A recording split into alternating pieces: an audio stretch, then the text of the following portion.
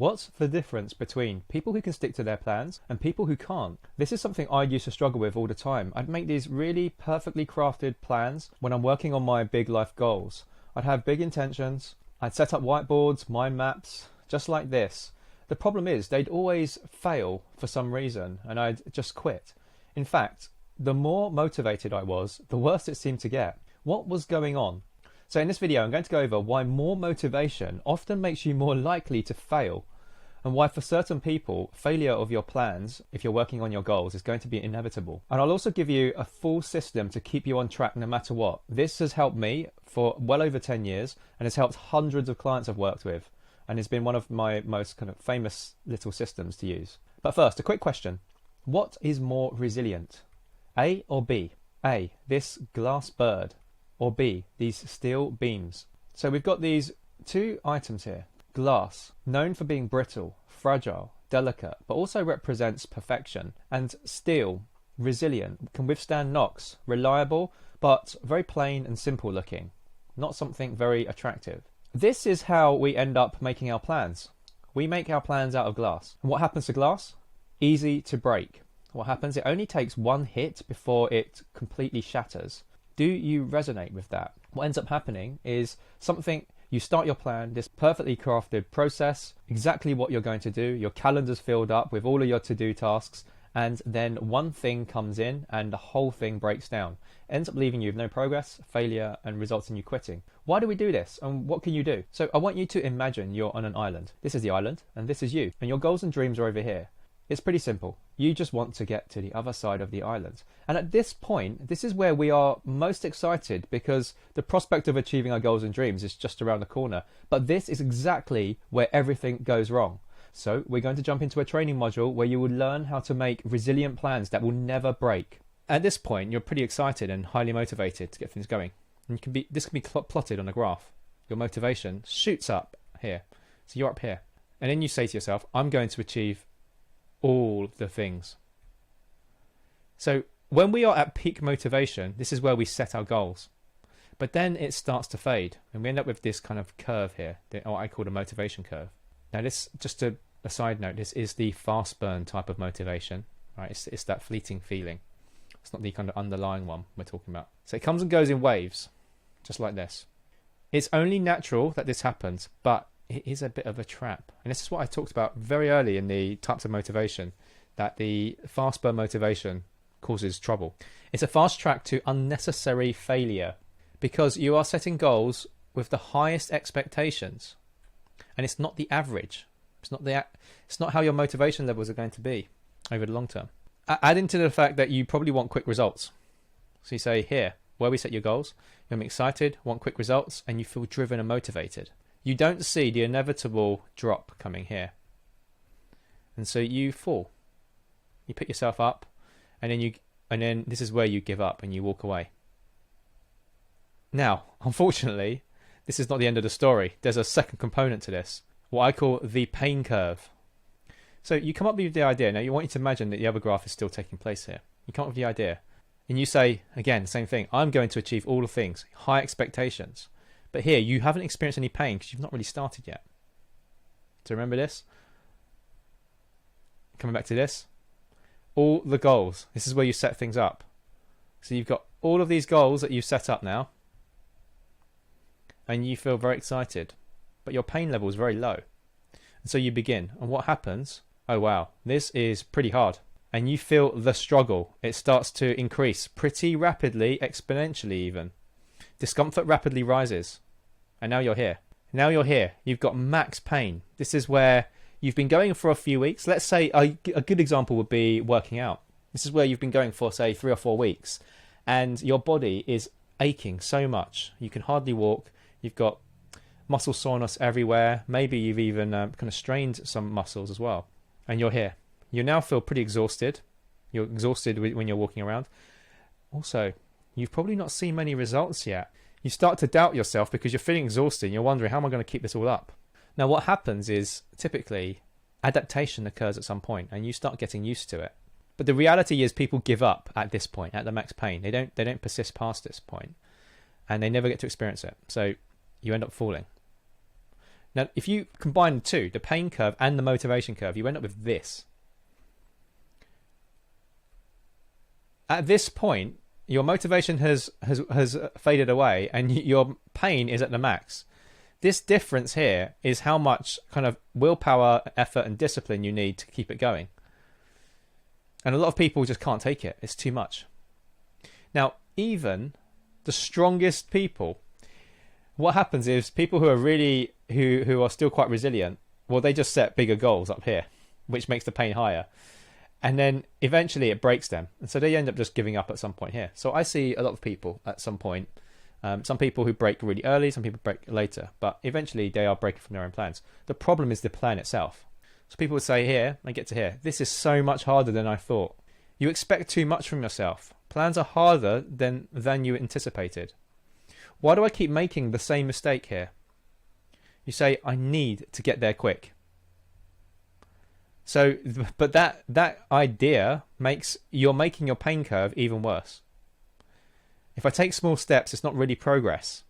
Motivation curve tricks you into setting goals beyond your capability, as does the feeling of lost time. And the pain curve is often forgotten. So you get this. So you get the pain curve, you come up here, and then you fall at max pain. And here, your motivation fades, and then you drop off, and then you give up here. So it's actually quite likely that you're going to fail. So how can we get around this? Here's a solution. It's what I call upper and lower limits. This is a client favorite concept. Especially, it works very well at the beginning. So what happens is over time, we set your goal, and we have an arbitrary, we define this as fairly high difficulty because of your motivation cycle. We immediately label as an upper limit. It's easy, it's intuitive. As soon as you state your goal, assume now it is your upper limit. We've got something called a lower limit here. What is this? This is something that takes thought and is challenging to decide. It must be higher than 0, so you've got to be doing something, but it must be very easy to do. So I want you to really think about this. This is where all the action is. So most people just work with the goal side. And there's no room, there's no buffer. So we're creating this other one here. Now we have an upper and lower limit. This is what we create, a window of operation. So when you're motivated, you can go for your upper goal. But when you're energized and excited, go for it. But when your motivation fades, we can lean on our lower limit. You might be feeling exhausted, or you need some more rest. So what about without a lower limit? When your motivation fades, you've got nowhere to go, right? There's nowhere else to go. You're just going to fail this because this is the only objective that you've got. You end up with exhaustion, burnout, and then failure of the plan. Just to help you visualize this, I want you to imagine a steam train.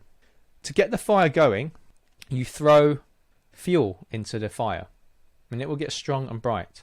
But you must keep adding fuel to keep the train going. It's easy when you're motivated. You're fresh, you've not been lugging any fuel so far, so you just keep chucking it in. Very easy. And then something happens on the train, right? One of the carriages, you hear an emergency, so you have to go and attend it. But only you on the train, so you've got to keep the fire lit, and you've also got to address what's going on in one of the carriages. You're distracted from the fire. If the fire goes out, the train's going to stop, and then you have to start over. Now, usually, things like getting fire started is very difficult, very energy intensive, very inefficient, and the train's not moving. So the train is now stationary, i.e. no progress. And now you've got to do a cold start, which is usually very tiring, very demotivating. Your lower limit is there to keep the fire going. What are we talking about here? We're saying, is there something you can do to maybe, before you go and tend to the carriage, throw one shovel of fuel into it, but do that every 15 minutes or half an hour, rather than chucking in every minute to keep the fire going. Go and address the carriage, and then you return back and do another shovel of fuel. Why is this important? It keeps the train moving, so you keep seeing progress. It's easier to maintain something that way. This is motivating and adds to the confidence because you see the train doesn't stop, even with stuff going on in the other carriages. Fires are always hard to relight, and they consume a lot of energy. Now, what we're talking about here is emotional energy. When you try and get things started again, your own projects. It consumes a lot. Just to pull this into practice, example, going to the gym or working out. So you say, I want to go 4 times a week. Assume that is your upper limit immediately, because it probably is, because you're excited. We plot it up here. This becomes your upper limit. Then we say, what is your lower limit? Now this is where it requires a little bit of thought. What represents progress and feels easy? It's a hard one to get right. But you might say twice a week, or perhaps once a week. You decide, but remember, the objective is not to let the fire go out. So rather than going from 4 times a week to 0 and then giving up on your plan, can you create a lower limit you can still hit, even with stuff going on in your life? It'll take a bit of practice. And here's some tips for setting upper and lower limits. The upper limit is designed to be aspirational and quite exciting. And that's usually the one that you come up with intuitively, so you don't need to think about it. But your lower limit is the one you need to think about. It must be easy and not overwhelming. And the reason it's difficult to think about is your desire for instant gratification and to see results won't allow you to think about a lower limit, because that usually feels like you're not making much progress. But this is how you make it resilient and keep the fire lit. Much more important. So now if you want to think about what would make a good upper limit and what would make a good lower limit, if you were to set this out over the next 4 weeks, you might say, going to the gym 4 times a week. How confident are you that you can actually do it? You want to be around a 3 to 5 out of 10 for that. And your lower limit, your confidence should be very, very high. 9.5 out of 10 here. So to go once a week, surely you can manage that, if that's the case. Now, it could be once every 2 weeks or something like that. It doesn't matter. But you have to find your particular limit. What happens over time? This is what happens. It doesn't stay static. They both tend to increase. When I came up with this concept for myself, I saw it happen with me. I'd train once a week. My upper limit might be twice a week. My lower limit would be once a week. Then eventually my lower limit became twice a week. My upper limit was now 3 times a week. And I'd slowly add days over the years. And so what you often find, your lower limit eventually becomes your upper limit. Benefits. So why do we do this? It allows you to change gear when needed. When you're motivated and you've got capacity to do it, push for your upper limit. Then you'll make loads of progress. But when your back's against the wall, maybe you're exhausted, you're tired, you're stressed, something's come up in life, you have somewhere to go towards your lower limit where you have still defined you're still making progress. This also, there's another side benefit here, that it actually makes you more aware of your capabilities, because you're now thinking no longer in binary. You're thinking more fluid.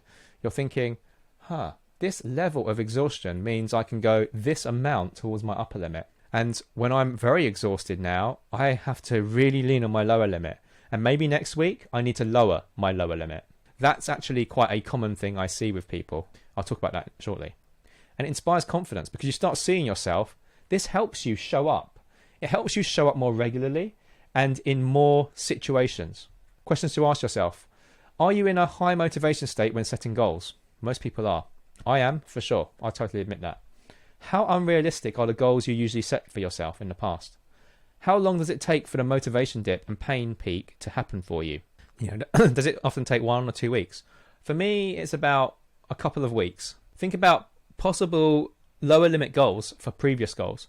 What could you have done? So when you failed this in the past, last time you tried to run, say, intermittent fasting, or you tried to go to the gym every day, what could you have changed about that to create a lower limit instead?